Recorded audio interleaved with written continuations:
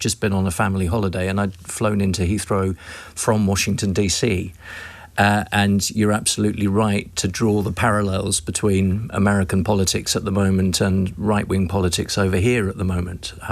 Beware politicians bearing slogans. I've lived in inner London for over 40 years. I policed it for over 25 years. My wonderful, amazing wife and I have raised our 3 daughters here. They went to an inner London primary school. They went to an inner London state secondary school. None of them have ever been the victim of a crime.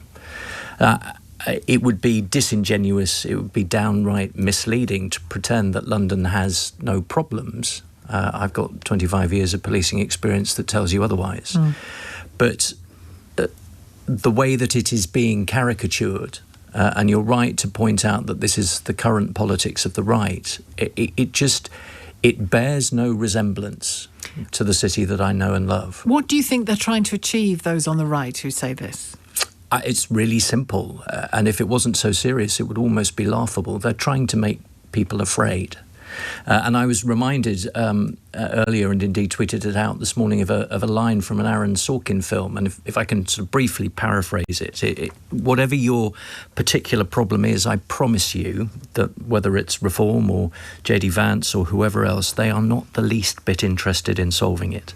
They're interested in 2 things and 2 things only: making you afraid of it and telling you who to blame for it.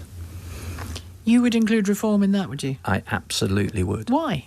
They're a political party. They see their country. They don't like some of the things they see in their country. They want to change it. What's so awful about that? I don't think they really are interested in changing it. I think they are interested in gaining personal, political, financial advantage from it. I've yet to hear a serious suggestion from anyone in Reform about how to actually fix the very real problems that we're facing as a country. Do you, on the question of the experience that people have in their city, whether it's London or anywhere else, or, major towns as well in our country where people live, does it depend where you live? Does it depend how poor you are? Does it depend who you are, your ethnicity, your gender? There's all kinds of things that bear down on how likely you are to experience crime, aren't there? Yeah, and that's a really important point to make. And I think one of the very real issues facing London, and one of the very real drivers of crime in this city and in so many others, is poverty and inequality. And the simple fact is that the poorer your neighbourhood, the more likely you are to experience or to be a victim of crime. That's a very real problem, and that's not going to be fixed by a soundbite. And that is because? It's generational. So there is all sorts of research out there from people far more qualified than me to inform us that says there is a direct correlation, indeed a causation, between levels of poverty and levels of crime. And that would certainly be borne out in all of my years of policing experience. The poorer neighbourhoods tend to be the higher crime neighbourhoods. How, given the span of your time, a quarter of a century working as a police officer in London, talk to me about the role of drugs in the quality of behaviour on the streets and the types of crime and the direction of travel of crime, because it changes things, doesn't it, when drugs take hold of people? Yeah, gosh, we could spend the entirety of the rest of your show talking about just that. The problem is not so much the individual users of drugs. Addiction is as much a health problem as it is anything else and should be treated as such. The problem is the trade that sits behind it. And again, there is an undoubted correlation between the drugs trade and violent criminality in particular. There's no denying that. Weirdly, just on my Twitter feed here, a tweet has just come through saying London is a hellhole latest, and it's a picture of a nice wooden table with a little cafe latte on it. I think it looks like a cafe latte, or a pleasant sunny day in London. And many of us could send such a picture in London or in Liverpool or Manchester, wherever, and say what a nice day we're having. But do we fool ourselves if we say not here? It's okay here, because with crime it's okay till it's not okay, isn't it? Yeah, absolutely. I've always said, in terms of policing, which, like London, has its critics, I'm not a blind apologist for the job I used to do, and neither am I blind apologist for the city that is my home. Of course, any of us can be a victim of crime at any time, and it's no respecter of class or gender or generation or any other point of difference you might like to pull out. So that there's no complacency in what I'm saying. The reason I feel so stirred about this, the reason I responded to Lewis's tweet as I do, is I am deeply, profoundly opposed to the politics of division and fear. I don't think, whether it's JD Vance or Reform, as I've said before, I don't think these people are serious about fixing these problems. I think they're serious about taking advantage of them. Problem is, though, if people live in wherever they live, if what they see is a diminishing of the fabric of the community they live in, we talked about this just yesterday, I've certainly seen it in the community I live in. If you start to see that diminishing on a number of different fronts, and worse still, if it becomes very violent, or you or your children are affected by crime, violent crime, or county lines gangs, or get into drugs, whatever it is, you look to the supposedly non-divisive, mainstream, sensible politicians, and you say, well, what are you doing about it? Oh, good. Well, you're doing that, but it's not working, is it? So is it any wonder people look to a party or a person who might be saying, let's not let the scales fall from your eyes here. This is bad. There is really bad stuff going on. And instead of us saying, but mostly it's okay, when it's bad, it's really bad. And it's really bad for the victims of it. Absolutely. And those are the voices that we should be listening to. The voices of lived experience in the neighbourhoods that are being affected. But do we? I'm not sure that our politicians do. I mean, I've never been a member of any political party, and I never will be. I'm no interest in left and right, only in right and wrong. And, you know, Britain in general and London specifically are facing some very real challenges and problems, and some of those are a direct consequence of the decimation of policing over the last 15 years. And from 2010 to 2018, the previous government cut 44,000 officers and staff from policing in England and Wales alone. So would your argument be that it's not that things are getting worse, it's that the bad stuff that's always been there and always will be there, it will change in nature, the bad stuff, but shorthand, the bad stuff, the bad stuff that's always been there in cities and will always be there in cities has just been given too much room. I think that's certainly a significant part of it. So, you know, the old phrase about nature abhorring a vacuum. You know, one of the consequences of the loss of those, and it was a cut, and let's not pretend it was anything else, the cutting of those 44,000 officers and staff was the almost complete destruction of neighbourhood policing in this country. And in my experience, everything good in policing starts in local neighbourhoods. And it wasn't just the numbers that we lost, it was generations of policing experience that went with it. And perhaps most importantly of all, it was the relationships between the police and the local communities. Policing should never be something done to communities. It should always be done with. And with that in mind, though, those numbers, because they do, you know, they matter. You're right, they're not everything, but they do matter.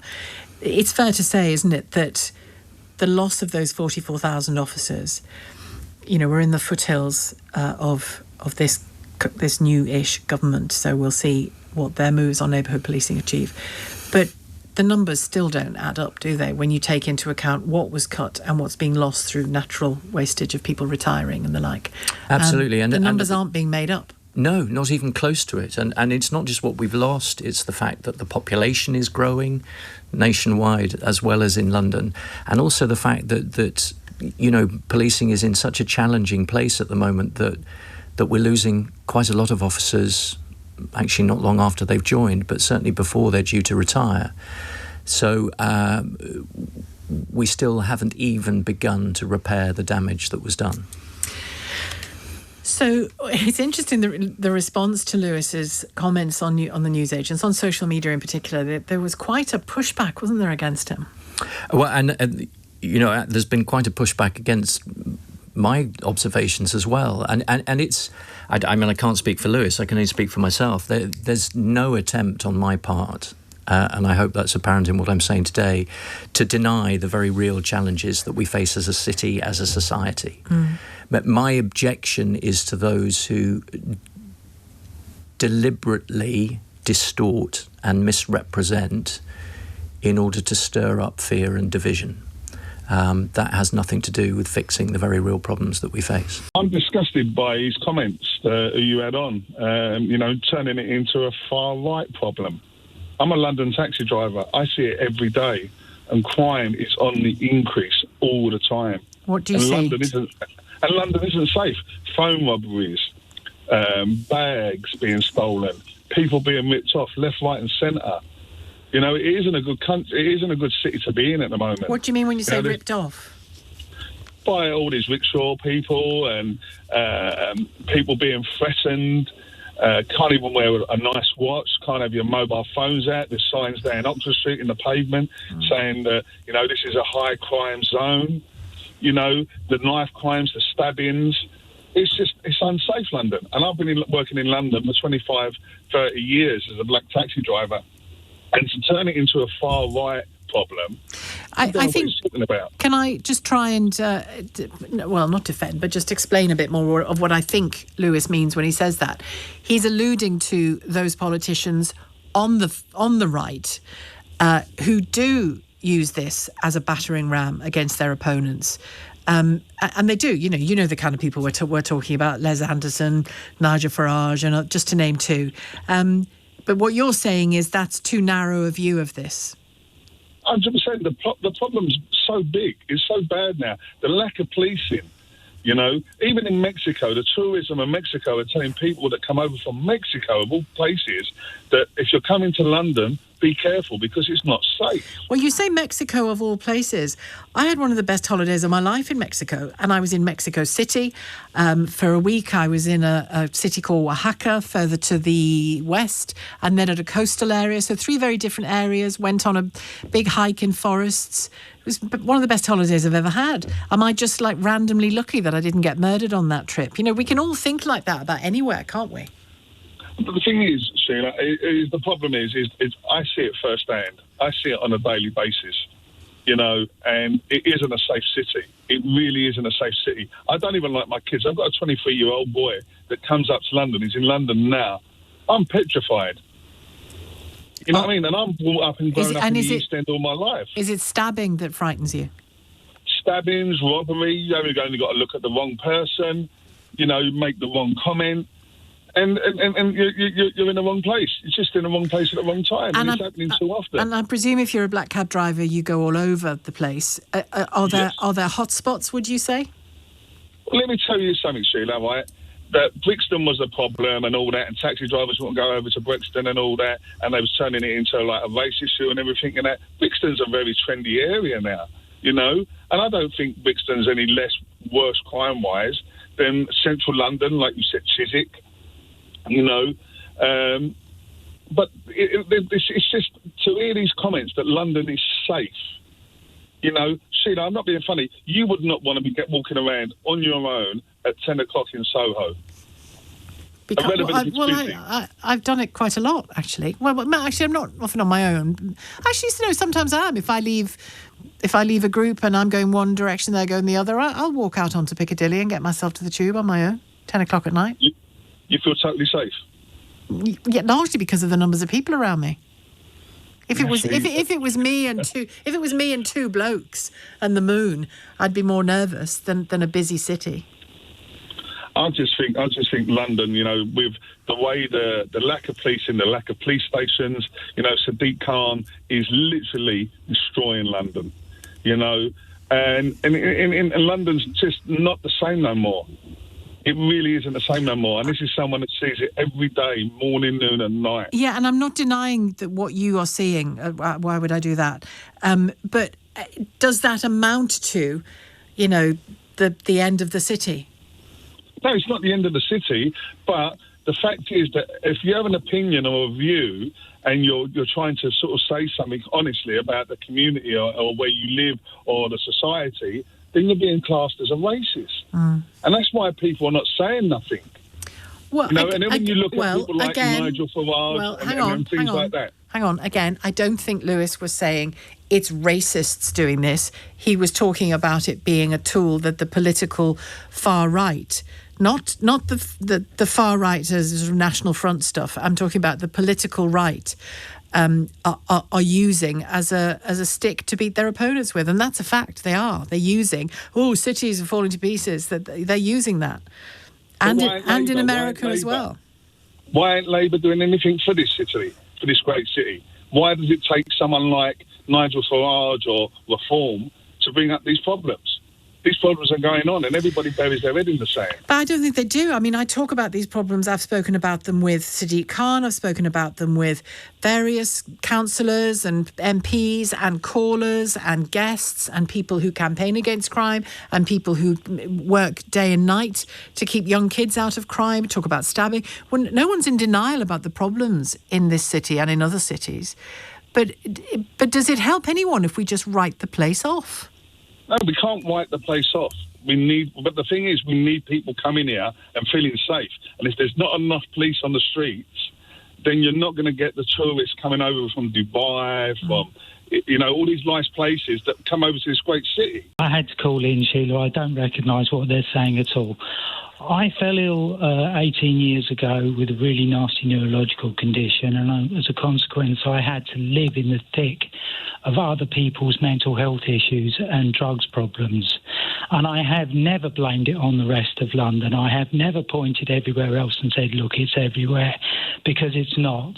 And I've got to tell you, I live in an area of Tottenham. We see some drugs problems. Not a lot, really not a lot. And one of my neighbours on the other side of the street was so nice to some people who mistakenly tried to get into their house late at night thinking it was an Airbnb house that they shone. I'm 2 weeks later, I'm still really impressed with them. They were the best of the best. They made sure they had everything they needed to make it to the right part of London, and stuff like that. They invited them in. These are people who tried to get into their house late at night. They invited them in. They charged their phone up. There was quite a group of them. They arranged the cab. They made sure they had the correct address and the cab company had the correct place this time.